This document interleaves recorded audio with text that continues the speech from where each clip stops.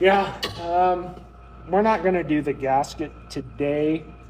I will put it back together though.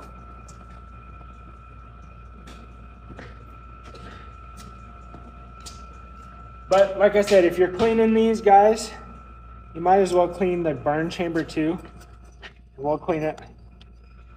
Ooh, I'll show you guys that. We got a little shit in the burn chamber. Oh. Did you guys see that and not tell me? I got some chunks.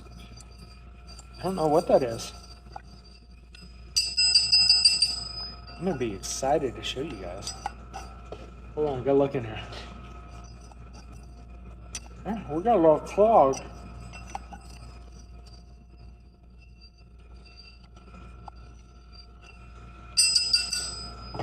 So that guy from Finland was basically saying that these burn chambers